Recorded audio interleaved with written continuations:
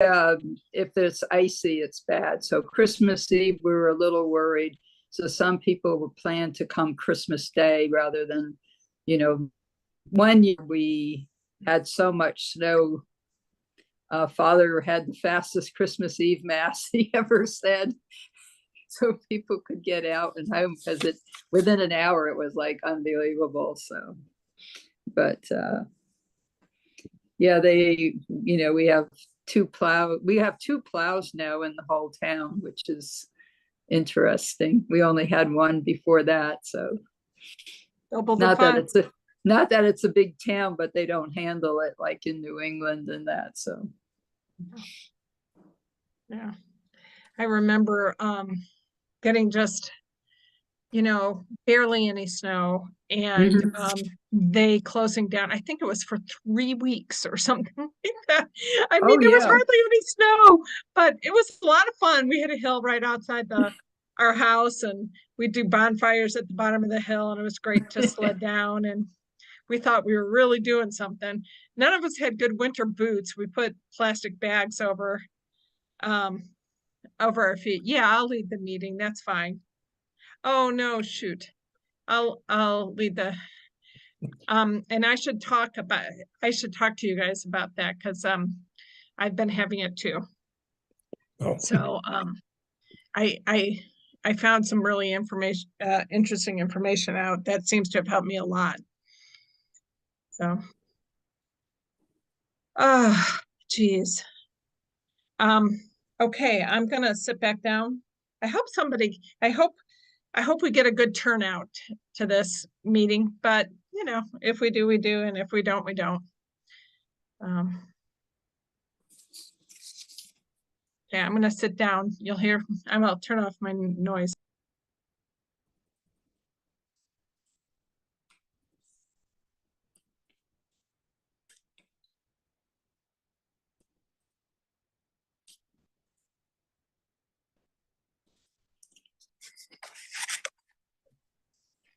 Oh, there you go, Sister Pat.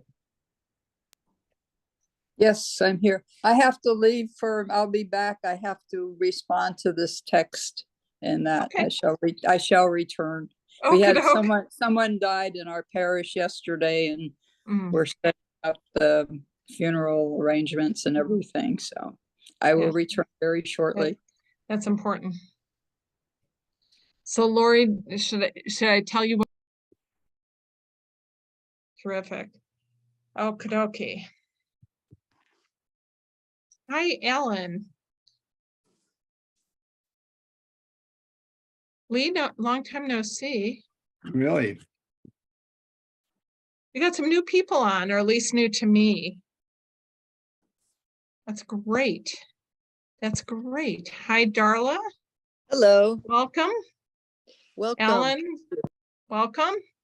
Deirdre, welcome. I think what we should do is go around and do some quick introductions, because we do have some new people, or maybe new to some people. And I'm not always the best with names, so forgive me if we've met before and I didn't get it down. I'm Lisa Del Bono, and Lori and Rob Byron and I lead the Health Action Team, and we've been doing that for a while now. And I'm up in Traverse City, Michigan, and I'm a retired pathologist, and yeah, I'm a CCL volunteer, and also have a little nonprofit from Michigan. So I'll just call on you, Lee. Do you want to introduce yourself? Yeah, Lee Balance. I'm in Berkeley adjacent Kensington, California. I'm a retired physician, and I've been part of the Health Action Team for a long time. Great. Wayne, do you want to introduce yourself? Hey, Wayne Garfinkel, retired EPA, Children's Environmental Health, as well as a bunch of other things, including permitting, hazardous waste facilities and cleanup. Also serving as the leader for the Roswell Marietta chapter, and I can serve as a consultant for the Southeast PACE, Pediatric Environmental Health Specialty Unit. Oh, gotcha. Great. Wayne, Bob? Yeah, hi, I'm Bob Kitchen, retired family physician, live in Fairfax Station, Virginia. So member of the Fairfax chapter, CCL, and also Virginia Clinicians for Climate Action. Great, thanks, Bob. Darla, Oh, yes. Hi, I'm a family practice physician from New Hampshire in the Nashua area. And I'm starting do some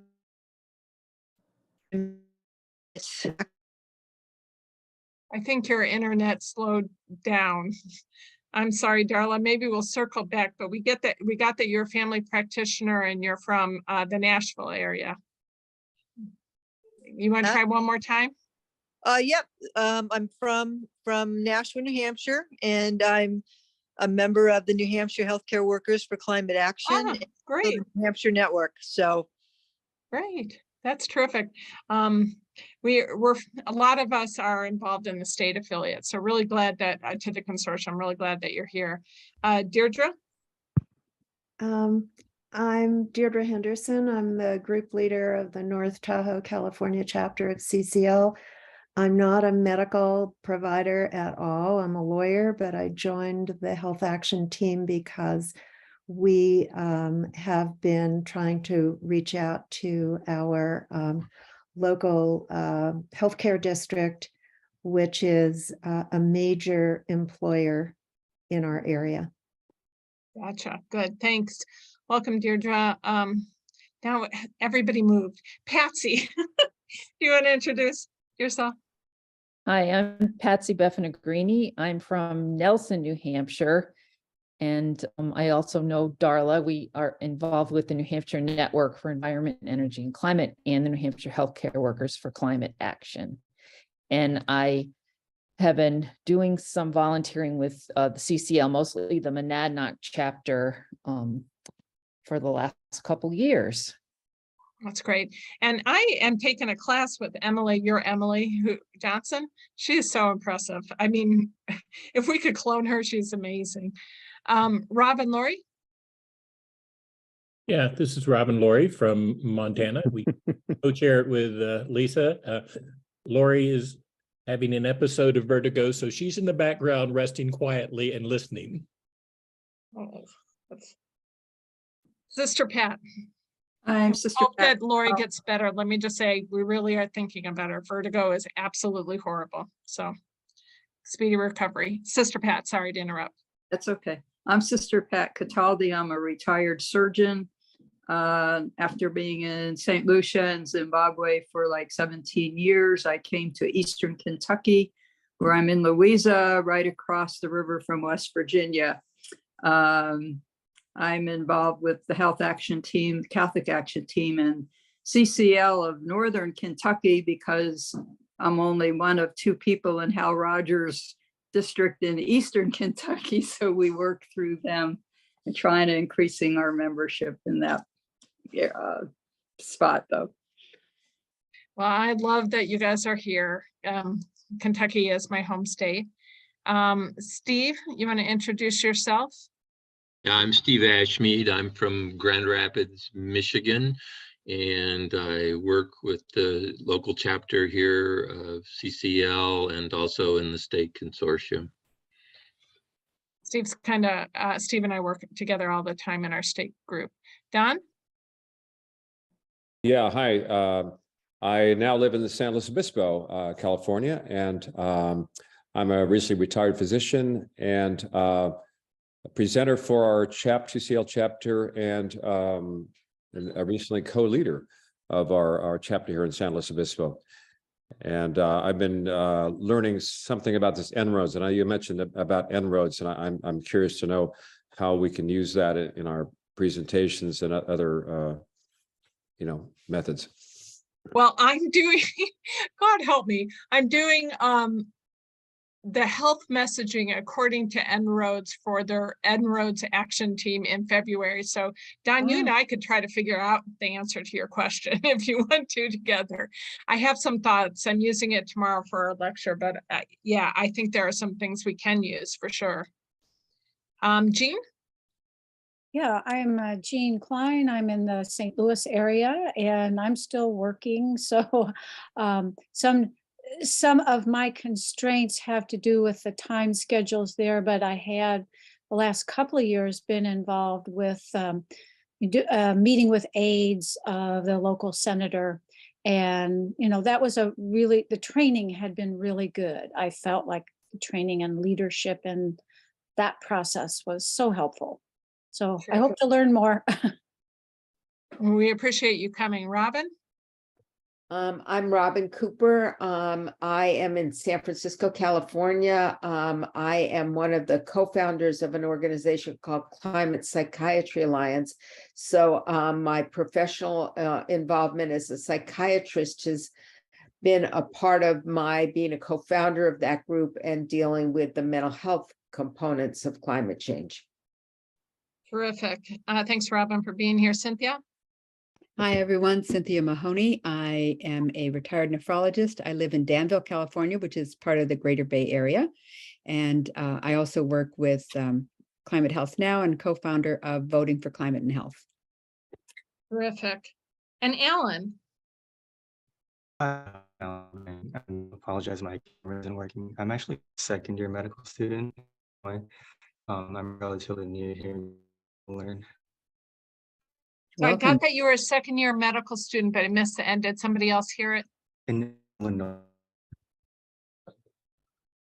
So Well, put it in the chat for us if you don't mind, Alan. That would be great. Yeah. We love medical students. We're so glad you're here. You guys are the best, I'll tell you that. I'm putting in the chat an organizational sign-on. I know some of you guys have already signed on to it. And we've got quite a few organizations, including the Consortium in Healthcare Without Harm on it now. And CCL has signed on, asking Health and Human Services to reopen the voluntary pledge that healthcare systems can sign on to decarbonize and introduce climate smart policies. And the deadline I had said was January 30th, but we decided to extend it to February 17th. Please, if you haven't already signed on, or your organization hasn't already signed on, then if you don't mind and you want to, or you can get permission, or that your group appreciates that, please sign on. And what we're going to do tonight is a little bit different than we have done before. And what we're thinking, CCL has expanded its policy parameters. And so we're thinking about those 4 parameters. They're still, supportive of a carbon price. I'm sure you guys all know this.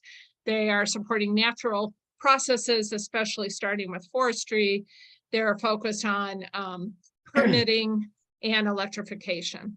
So I think several of these kind of overlap, and what I was hoping we would potentially do is open up a discussion about some of those, especially as they pertain specifically to the healthcare message. So what I'll do first is share a screen where I put 4 different things that I thought maybe we could talk about. Can you guys see my thing okay? Yeah. Yeah, says Robin, good. So there are 4 different things that I thought we could talk about. I mean, everybody here, I think, knows the advantages of carbon pricing.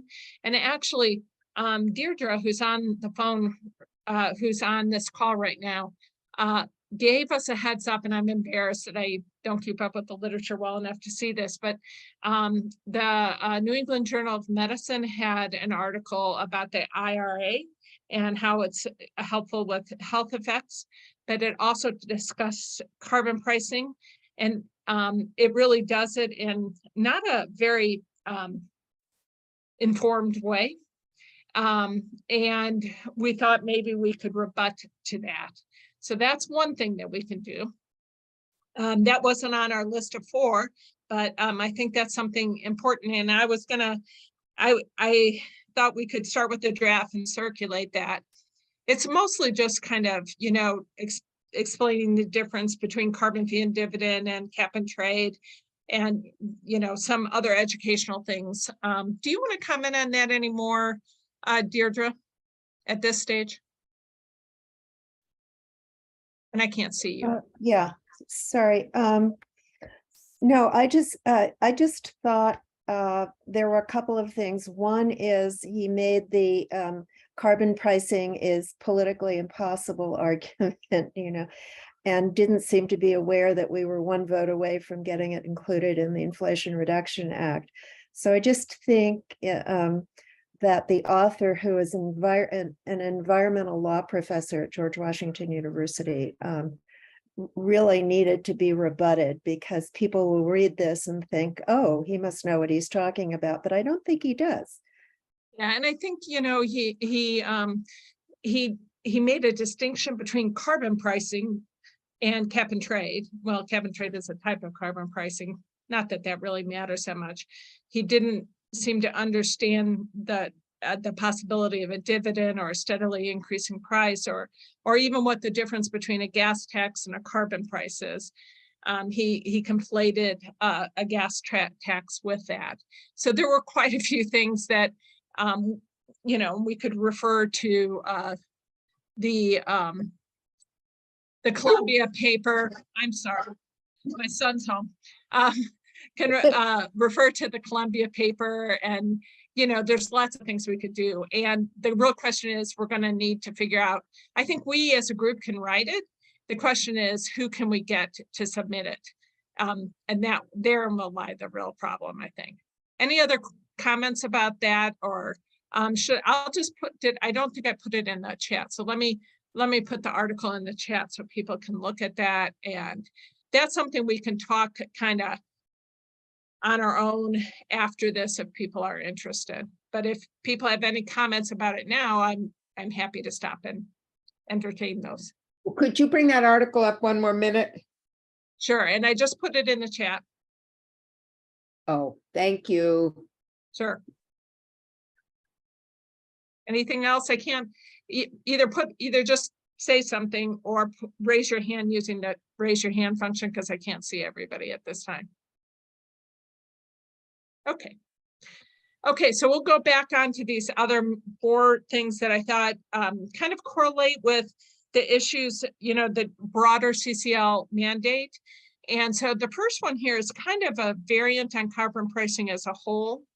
And that is, and I'm sure everybody on this call is probably aware of the fact that at the COP in Glasgow, the US committed to decarbonizing healthcare sector. And in response to that, President Biden introduced through the Health and Human Services a voluntary pledge that hospital systems can take to decarbonize healthcare. So I know that a lot of us on this call have state affiliates to the consortium that are working on trying to mobilize volunteers to encourage their healthcare systems to take action on climate, or to sign this HHS pledge. But one of the things that I don't think is written about a lot, and we could actually even probably include in that op-ed in the response to the New England Journal article, Deirdre, is the fact that an economy-wide price on carbon would really help with scope 3 emissions, the emissions that are dependent on all the things that the healthcare system purchases. If there's an economy-wide price on carbon, then there's incentive for pharmacy and food and everything to decrease the carbon footprint. So it would help a lot with scope 3 emissions. Any comments about that? Any discussion about that? Any thoughts? And Cynthia's bringing up the issue of carbon pollution pricing. It puts it in terms medical folks relate to. That's a really good idea. What do people think about that? Cynthia, could you clarify what you're talking about? Sure. I've heard people use this instead of calling it carbon pricing, which is wonky and people don't really know what that means, and they can imagine all sorts of things. But if we call it carbon pollution pricing, where what we're doing is putting a price on the pollution, on the waste, on the externalities, on the damages, it puts it in terms that health people are more used to thinking about. I mean, we're used to thinking about criteria pollutants, and we are already regulating pollution. We don't think of ourselves as regulating carbon, but we regulate pollution. So if we call it carbon pollution pricing, I think it's easier to understand. And I'm trying to remember if there have been some studies on how people relate to that, but I know CCL leadership has started using that term occasionally. It makes a lot of sense to me. Well, yeah, it makes a lot of sense to me because honestly, I imagine there's a good segment of the population that doesn't even know that the C in CO2 stands for carbon. Right. And, and so it's a pollutant to our atmosphere in many senses. So I really like that idea. My Republican member of Congress always says, don't talk to me about emissions and don't talk to me about climate change. Talk to me about carbon pollution. Oh, really? And that's Yeah. a Republican. Interesting. Yeah. Yeah, Lisa, this ahead. is Rob, and I don't disagree with that, but we are all members of the choir, and we have changed messaging so many times, and a lot of literature out there refers to carbon pricing, CFD and others. So we also have to consider the downside of changing the wording and adding confusion. So if it's just coming from CCL, it's not going to have a huge amount of impact.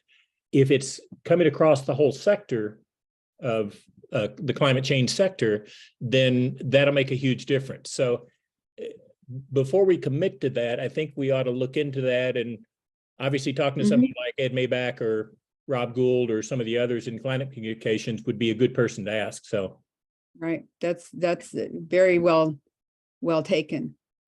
I think it's a great idea. I'm gonna put I personally like it, but I think your point is really well taken, Rob. So can I do a little action assignment to you? Either Cynthia, since it was your idea, or Rob, to reach out to Ed and ask him if he has any ideas about how that would resonate. Yeah, and I think we'd want to get buy-in from CCL National that's a term that I've seen them use it, but that they think that that's a good idea for us to use it. The other thing that goes along with that is that I was also thinking about the bill that White House introduced that we loved so much, and I've forgotten the number or the name, but one of the Save Our Future Act. Yeah, one of the wonderful things about that is that it protected frontline communities, et cetera, by having a price on criteria pollutants. Yes, and so if the more we can pull those things together, it seems like that would be a good thing. But yes, we should get buy-in from other groups and people who really study communication. So I can reach out to Ed Maybach. That's great. And I'm happy to run it by CCL National unless somebody else wants to do that. Other ideas about who to run it by? And I think there's another comment in the chat that said, would it be clear or helpful to include AKA carbon pollution pricing after the words carbon pricing? I do that a lot, and I in writing, I think that's a great way to do things. Although you end up counting words a lot of times and end up getting rid of stuff you really want in there. But I think that might be a way around it. But good points all around. Yeah. So go ahead, Rob. I was going to say we may want to, I think it's reasonable to contact ALA, given that they're out there with messaging across the board, and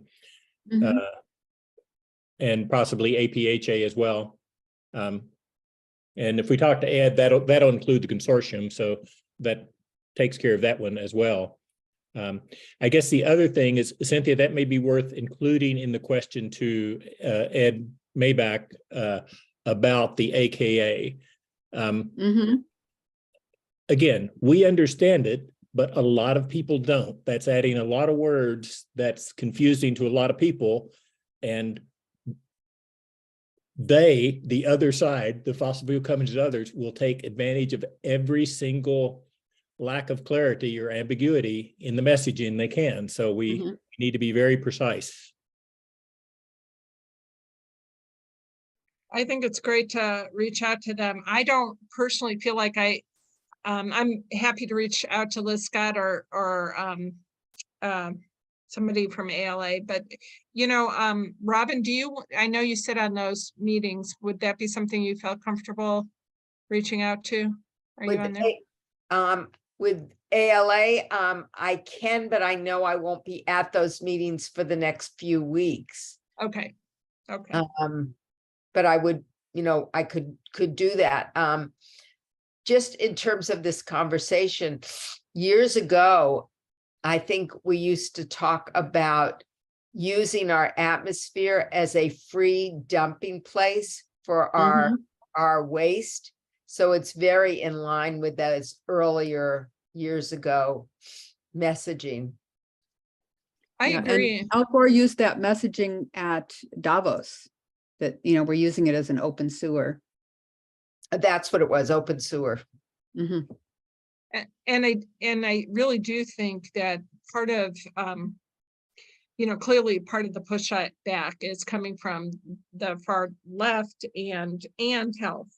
And, the health seemed really focused on regulatory, responses, which I think are important and good, but that's often focused on pollution.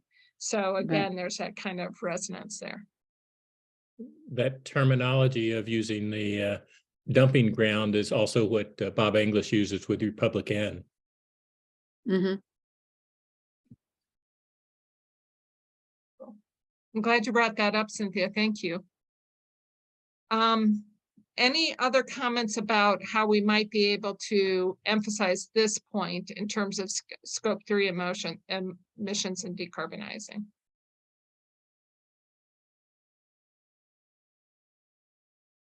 Okay.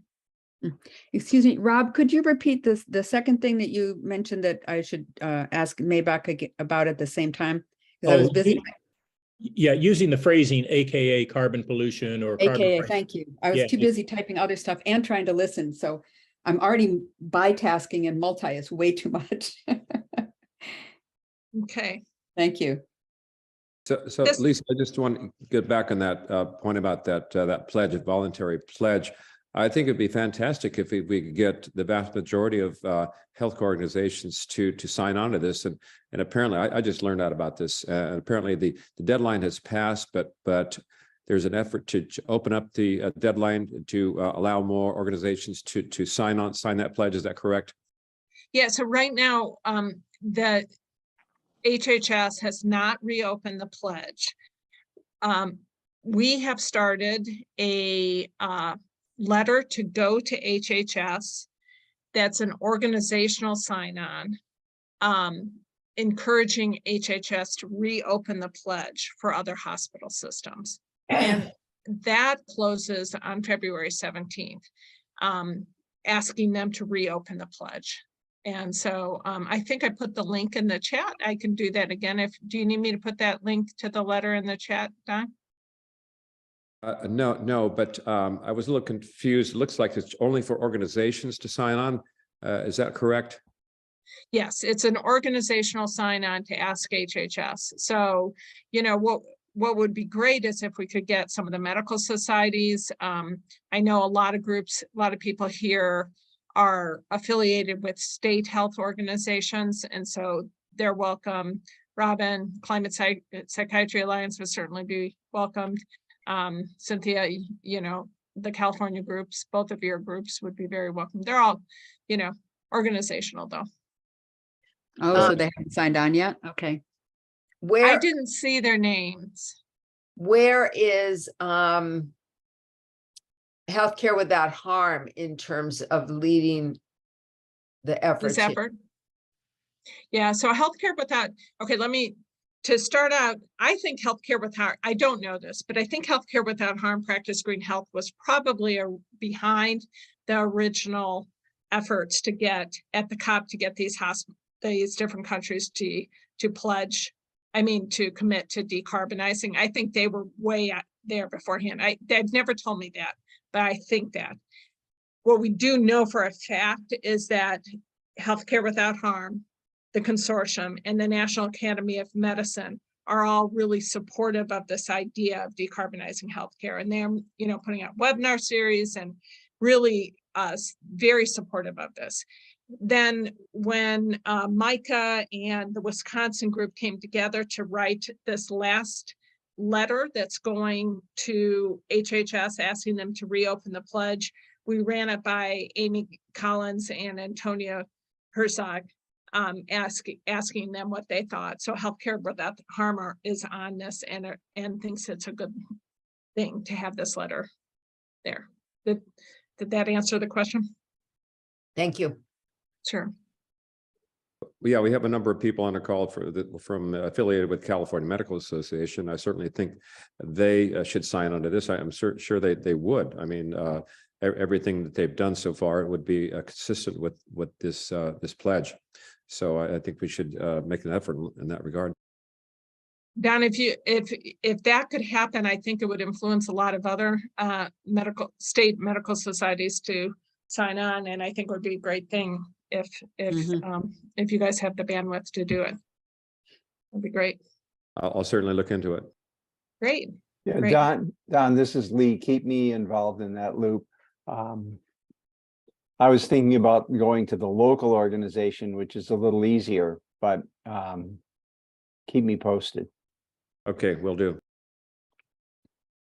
Anything else about healthcare decarbonization and resilience and carbon pricing or any of that? Also carbon pollution pricing.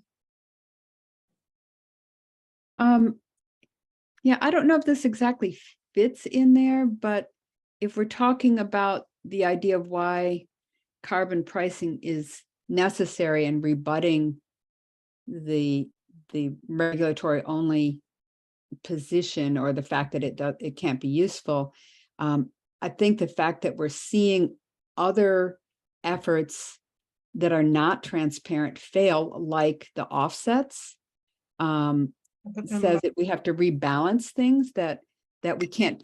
Did everybody see that, or that article that came out in the last couple of weeks showing that like 99% of offsets are not worth anything?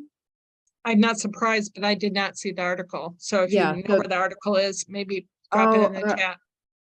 I can't find it that quickly, but I'll try and find it so we can post it. But I think that's really important, because it means the whole net zero idea is bogus, and that what we need is direct emissions reductions that can't be fudged. Do you have any idea the source of it? Was it like Columbia, or some sort of credible academic institution that has evaluated it, or was it opinion? It wasn't opinion. It was a research. Somebody had researched and looked at what these have done. And I'm sorry, I don't remember. That's okay, but that would be great to know. It's so important.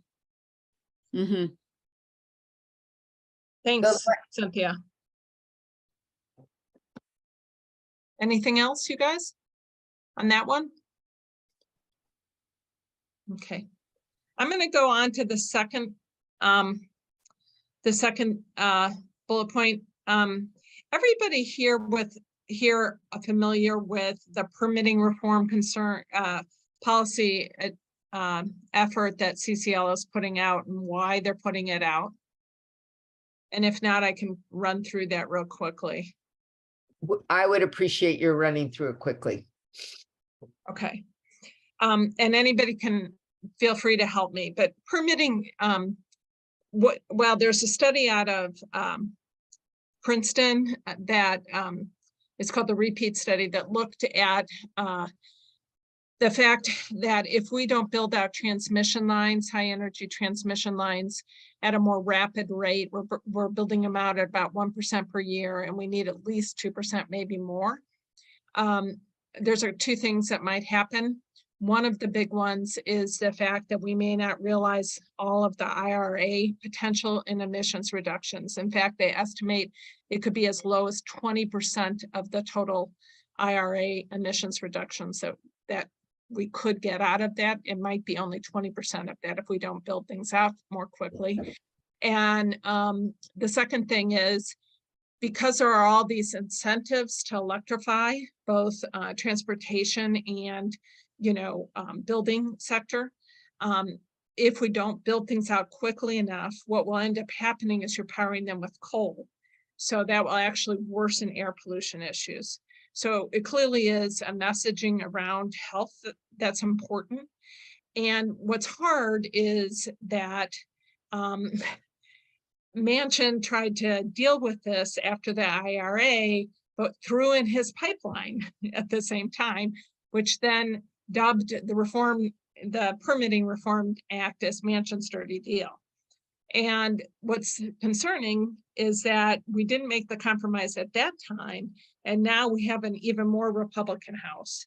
So when we may have to compromise on this issue in order to get the permitting reform through as quickly as we need. The other thing that they looked at was specifically what is in the queue for being built out right now, what is being held up by lack of permitting reform. And almost all of it is clean energy, solar, wind, and battery storage, with a little bit of natural gas and no coal or oil. So essentially none. So it really, if permitting reform were relaxed across the board, then it would almost all be clean forms of energy that would come out. So I guess what I wanted to talk about is what I'm hearing from a lot of my colleagues, when I talk to them at, the Medical Society Consortium and other state affiliates, is about Manchin's dirty deal. Manchin's dirty deal. We have to get together. We have to oppose it. Da da da da. So I think it's really concerning in terms of permitting. I think it's also kind of comes into the whole discussion below it. One of the things that we do in CCL that's different than other groups is we try to frame things in a more nuanced way, and we try to get, we recognize that the most lasting legislation will be bipartisan, and we have to work across the aisles to do that. So I guess I just wanted to open up the discussion regarding both of those things. Does anybody have any ideas about how we could potentially reframe things in terms of permitting reform? And then the issue below that had to do with there's a group. Well, there's one treaty that I actually think is really very interesting and really well worded. That's a global group. That's the Fossil Fuel Non-Proliferation Treaty, which I think non-proliferation to me is different a little bit than the other one that's being started out in the US among some of our colleagues in the state affiliates, called Fossil Free for Health, which is like no fossil fuels. And, I'd love to live in a world without fossil fuels, and I definitely think that needs to be the end point. But I also think we need to be able to talk about this in a way that recognizes it's a transition. It's going to be, we're going to have to move through this in a gradual way. And as much as we'd like to stop boom right now, we probably couldn't function if we did that right now. So I just wanted to open up the discussion, with the group about how can we work on some of this nuance? What can we do as a team? Bob, you have an idea regarding that or a thought?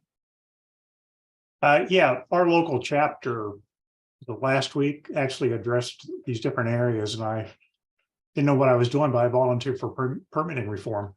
And so I said, good luck.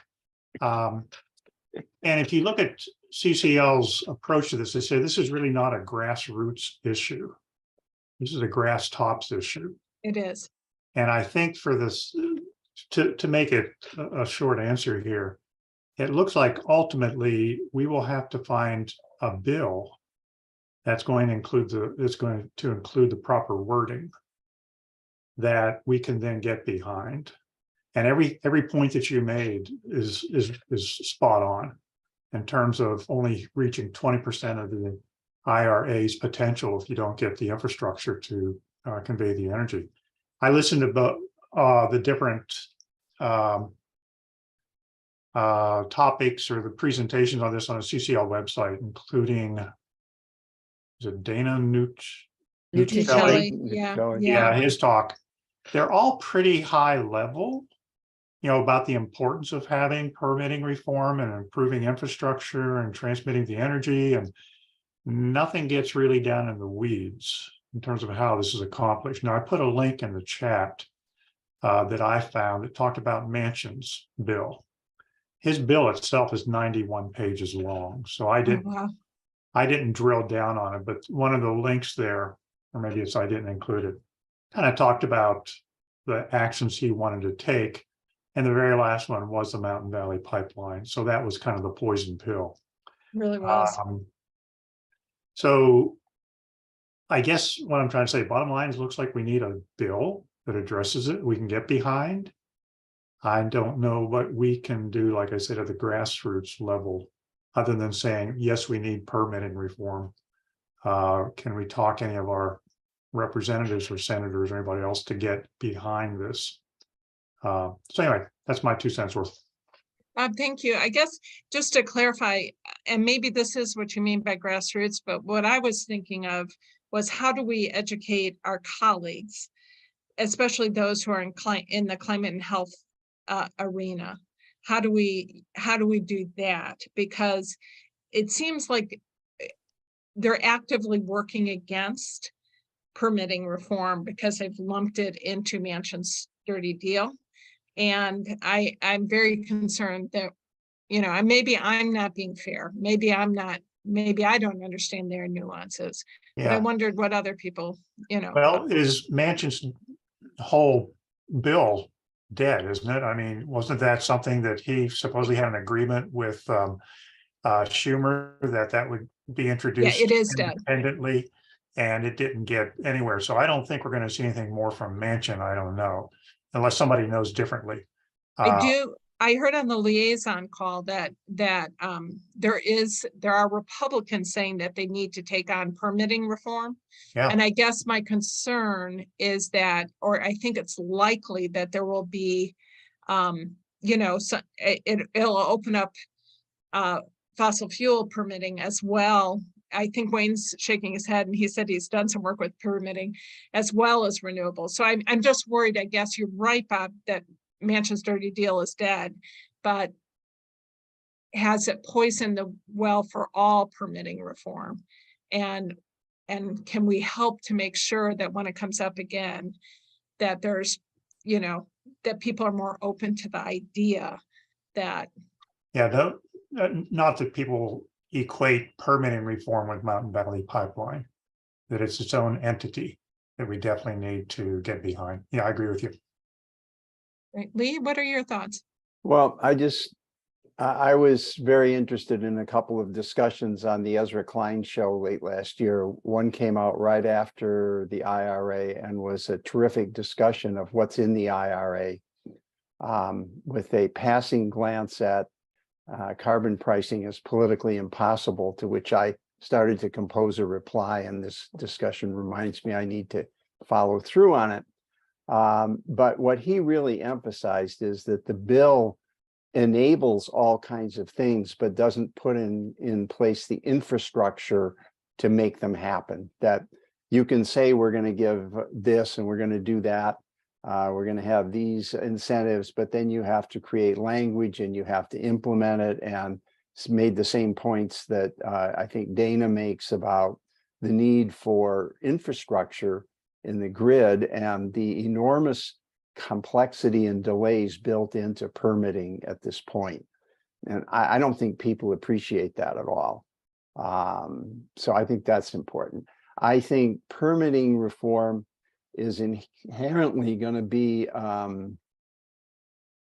not a hot wire, at least a very warm wire in the equity community, because it does say, well, you don't all get to object to everything you don't like, or I'll say the left in general, that, we need to build these things and we can't have every community having its own review process and have this very complex regulatory situation that really impedes action.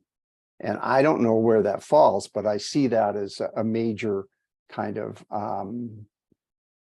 it's not ambiguity exactly, it's a two-edged sword that we need to be very thoughtful about.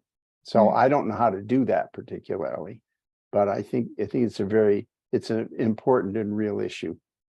Good, Lee, I agree. And, you know, it almost brings up also then the kind of the flip side of related to permitting reform is the issue of siting, you know, which is the more local issue of build out. And again, at least in Michigan, I've been contacted by lots of people, and there's a lot of coalition work regarding the fact that there's tremendous amount of misinformation, really kind of fueled by social media. That's coming out in these rural local areas where some of the clean, you know, solar and wind wants to be sited, and a lot of misstatements, and they want us as health professionals to speak up to that. So well, I know, agree. on the one hand, we want the right to have the right to protect ourselves and our communities. On the other hand, my understanding is that like power line construction, energy motion is the only interstate commerce over which the federal government has very little control, and it all defaults to cities, counties, states, and other entities, each of which has to sign off. And I can tell you from a long time listening in California on, for example, water and shoreline access, that these debates are endless and very difficult in many cases. This is scary. Cynthia?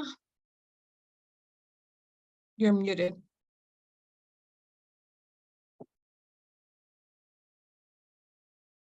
I'm working with two computers and getting really confused about which control, sorry.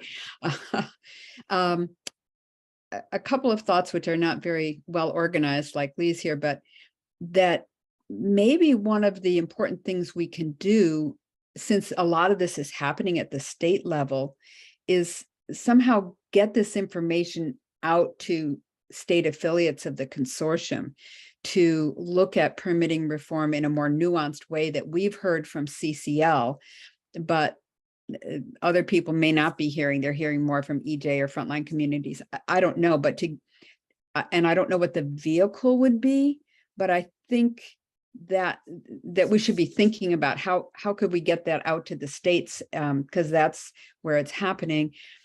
The other question is about working with allies, like getting this message out. There's a health component, because if it doesn't happen, we won't address climate change adequately. But the people who are working on the front lines and locally at this level, like land use and permitting, has not been CCL. And I wonder if that's more 350, or we need to think about how we could get this message out and ally with other groups. And again, I don't have an answer, but to start thinking about it. And thank you so much for just bringing up this meeting for us to think about it. And the third brief thing is about permitting reform. So we've got to get rapid permitting for new clean energy and guard against permitting reform that facilitates more dirty energy. And that makes me think a lot about the pollution pricing and getting out that message about the social cost. And that maybe if we can get that social cost, including the health cost, and get that well known, that it's going to make it more difficult if somebody has carbon capture and storage or whatever, that we say, okay, fine, you've got this permitting reform, but it has to be cost effective. And the cost you're looking at isn't $50 a ton for damages, it's $200 a ton. And somehow getting that to be the default. Interesting. There's two things. One, I think, and correct me if I'm wrong about this, and I'm looking to Wayne a little bit because he said he did permitting stuff, but my understanding is that permitting reform is a federal issue that are talking about high voltage transmission lines, whereas siting is a local issue where you're building out the actual infrastructure. Is that correct, Wayne? Or is that overly simplistic, or? I'm not really that familiar with the permitting of power lines. That's whether it's state or federal. I'm not that familiar with it, but I guess part of my. I'm sorry, I put you on the spot then. I'm sorry. No. Well, I wanted to mention two things. One, I'm not sure if, how should I say it, if this is really the best role for the health action team to take on. Because we have a specific level of expertise and value and connections, and is permitting reform something that's really something that deserves our time and effort and energy, because that's way outside their expertise that this group really brings to the table, which is really super important and valuable. The second thing, and again, I dealt with permitting everything from nuclear power plants to dealing with environmental impact statements. There's a lot of nuances, a lot of things that are really complicated. And I could see where once we open up the door for, like with Mansion, there's the opportunity for things that may be problematic, that it took us, tens of years to get implemented through the laws, to be short-circuited. So we need to be somewhat careful, whoever deals with this, but the people that need to deal with it need to be plugged in with the nuances and do a lot of the upfront research. And like I said, I'm not sure that's something at this point in time we should really, spend the time and effort on. But like I said, that's some thoughts that I had. Two things that I want to say, and I appreciate that very much, Wayne, and I think it's a valid point. When I brought it up, I'm thinking mostly of reaching out to our health professional colleagues, not that we would lead the permitting overall, but it really concerns me because a lot of the health professionals are just kind of deferring to the messaging that's coming out from the extreme left, and that concerns me a little bit. And then permitting reform, which is really not a CCL issue. I wanted to show this real quickly. I think there is a role for health professionals with that, just because local people really care to know that wind energy, hopefully, that when energy doesn't have health impacts, and that's kind of the messaging. I did want to show, this comes from Dana's lecture, and this is what are the projects that are being delayed right now, and this shows you the projects that are in the queue right now, and almost all of it you can see is solar, storage, wind, with a little bit of natural gas, nuclear, coal, almost nothing. So just so that you know, if we had an across the board permitting, most of what would come out would be solar and wind. Deirdre? Thanks. I was just wondering if anybody had reached out to CCL's legislative team, Ben and Jen, to see what their reading is on permitting reform in this session. Because, I think it's clear from what happened to Manchin's deal, right? He thought he had a deal, and there was just such overwhelming progressive opposition because of the pipeline that he slipped in. And maybe they have some, some insight into where things are. Has anybody else reached out to Jen? I sit on the liaison calls, and that has not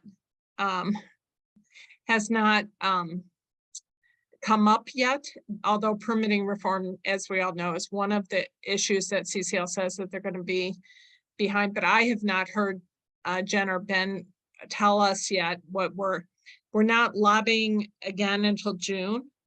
And I think that they're just waiting to see what plays out. So I don't know if permitting reform is actually going to be an issue that they want us to talk about in June or not, but that's a really good point that maybe we should find out.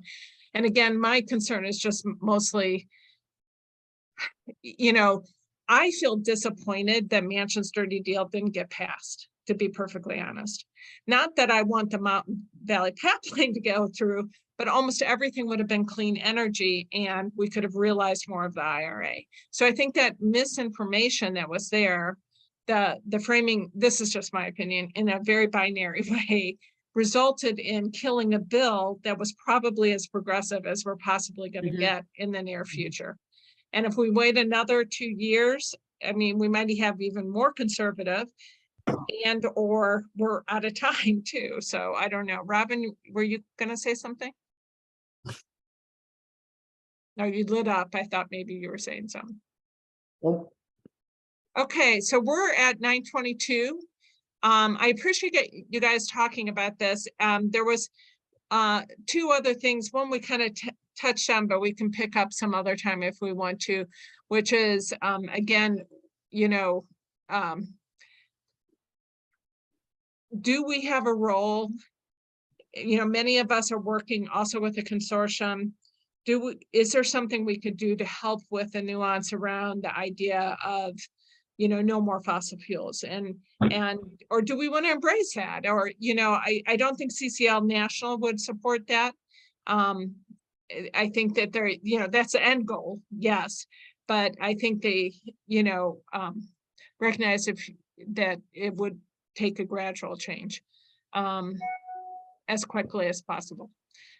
So we could talk about that. And then the last thing was what's our role as health professionals to make sure we get the vote out, and, you know, protecting a healthy democracy was another thing that we thought about being part of the messaging.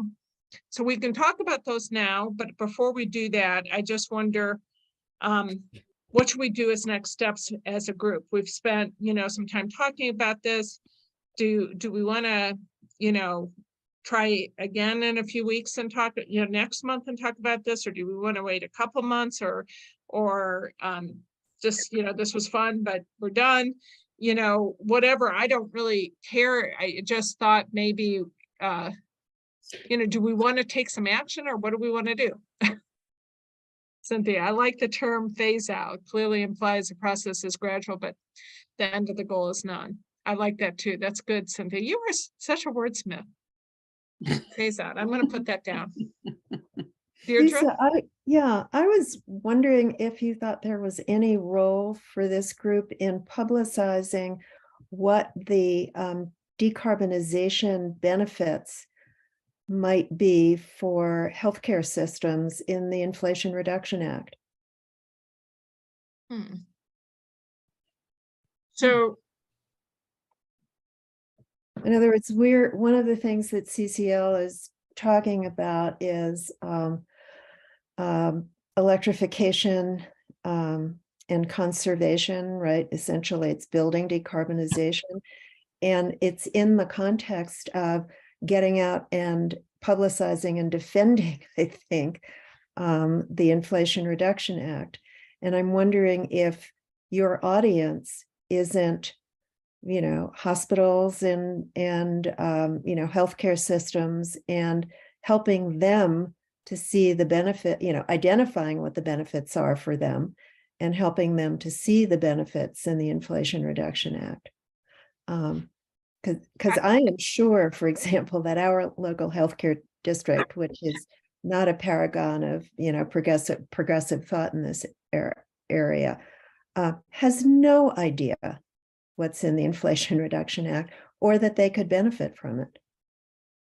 I think it's a great idea, Deirdre, and I know a lot of us are working on the hospital healthcare decarbonization issue. I have to be honest, I haven't had the bandwidth to listen to a lot of what CCL is putting out on the decarbonization stuff. And if it's specific to the IRA, I think that's a really good idea. Rob, Lori? Yeah, so Lisa, I mean, I agree to an extent with Deirdre, but at the same time, I think we need to go back to what you said, and that is that Healthcare Without Harm has been way out in front on this, and that is what they do. Right.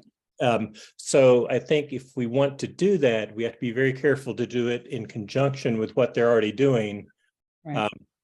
And not sort of step on toes, because they're doing a great job of it, and they have more power or more influence in that sector than we do.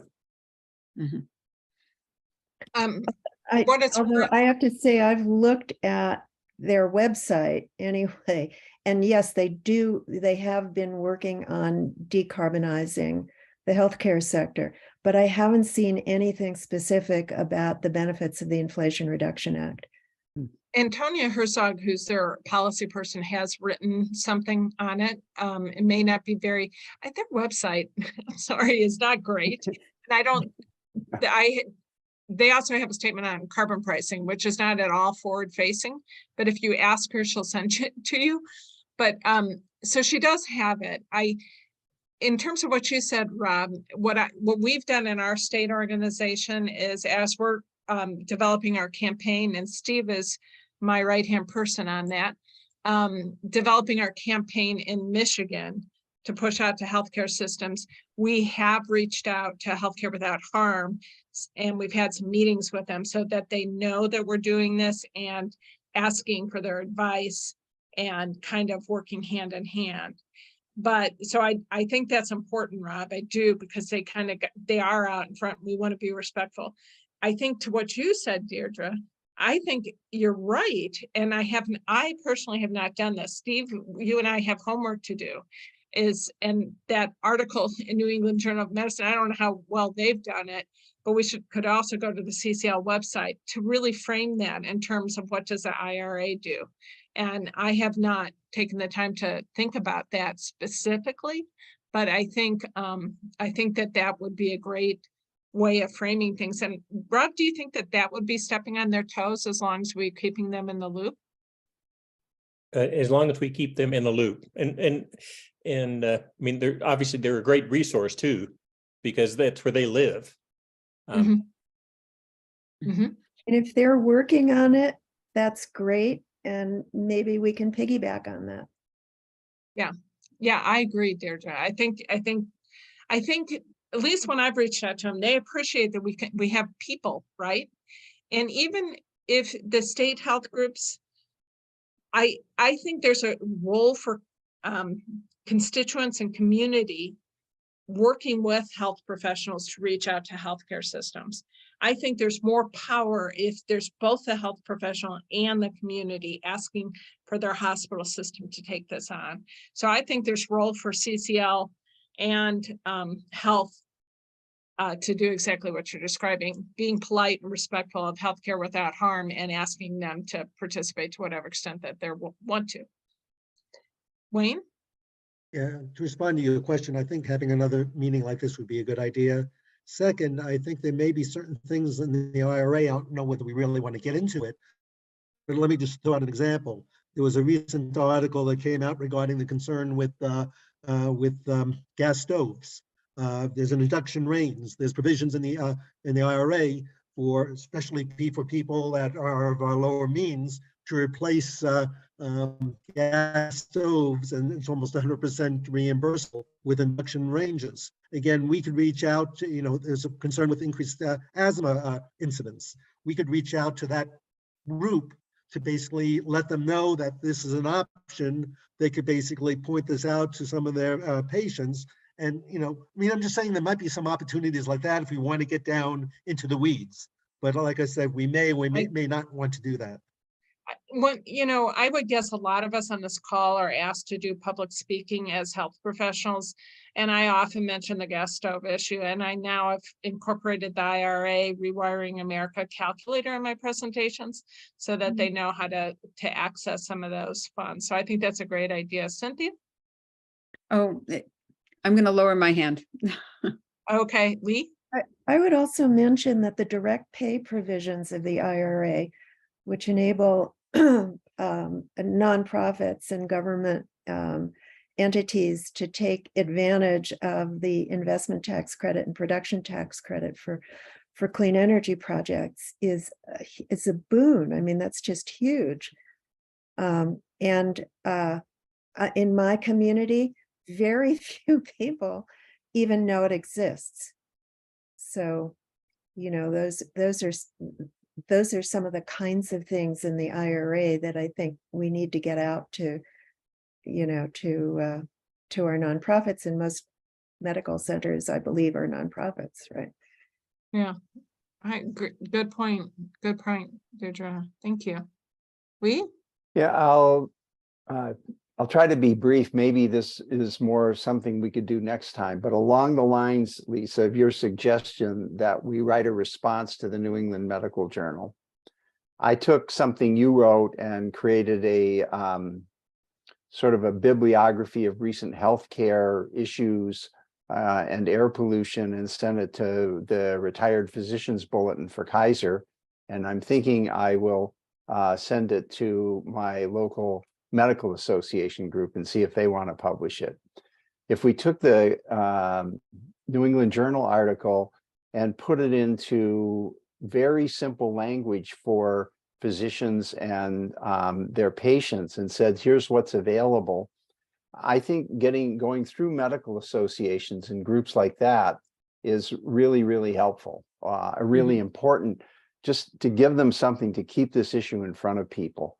And that one thing this group could do would be to write not so much position papers, but something that we could give to anybody in any state and say, here's something you might want to consider sending to your medical association or to your hospital or to whatever, and not necessarily in simpler language, because I don't know who read this. I have this article sitting here waiting to read, but it's the New England Medical Journal. I have to find 5 minutes or 10 minutes to sit and digest it, and I want something I can read in 1 minute.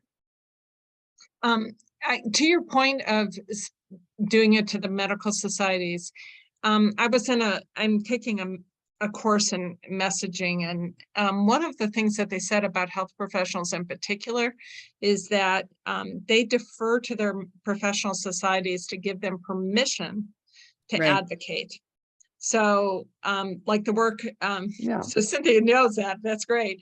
So a lot of the work you've done, Don, for example, you know, with the California, and I know you've worked with a lot of people on this call, Lee and Cynthia, and et cetera, to do that, getting the professional societies buy-in on that stuff. I think it's a great idea, Lee. I don't know where you went. Oh, there you are. I think it's a great idea. And then I think in simple terms to get out, you know, to just health professionals in general to put in their office or whatever. Cynthia. Yeah, I'm wondering in terms of simple, concrete things that we as the health team could do for other CCL members, and maybe this is already on the website with the IRA, but providing a couple of slides for other speakers that say, this is the health message about implementing the IRA and what will happen to health in terms of climate, what will happen to health immediately in terms of decreased pollution, and having it, you know, state specific, or giving people a resource that this is how you can find out what the benefits would be in your community, your hospital. Maybe that's difficult to do, I don't know, but it seems like that would be a very useful thing for us as the health team to do, to spread that message very broadly. I think if we went through Dave Kane and the presenters group, that would be a really helpful way of doing that. If we had, you know, a simple set of slides that that described, you know, the IRA in terms of human health in particular. Right. Yeah, it's a good idea. Okay, we're 5 minutes over. But I really appreciate everybody's input, and, you know, feel free to reach out again. And for those of you who haven't been on before, I really appreciate you being here, Alan and Patsy. I don't know if this was your first time here, but I'm glad that you were here, and I'm glad everybody was here. And I've come sometimes, but not too often. Oh, you're It's late. Yes, I remember that actually, and I'm sorry. And we'll try to figure out when we're going to do it again. So, Lisa, I just moved that let's do it next month. Okay, we'll do it next month. What do you guys think? Because sounds good. Okay. Right. That's great. Thanks to each of you for being here, and thank you, Lisa. Yeah, sure. Thank you for creating a space for us to be. Exactly. Well, I think we all did it. So thanks a lot. I appreciate it. And we'll write it down, and we'll be here at this same time next month. And maybe we'll have written a response to the New England Journal by then. That's a good idea. And if people want to be actively involved in that, let me know. I'm going to try to come up with some sort of draft that we can work from, but I'm sure we'll pass it back and forth a million times so we get it. We do something good. We have it right. Okay, and here's to Lori, and let the It is the most horrible feeling in the world, I'll tell you guys. And I'm sure many of you have probably had it, but so I really hope she feels better. Oh, thank you, Rob. Hey, thanks, folks. Good night. Bye-bye, everybody. Everyone. Night.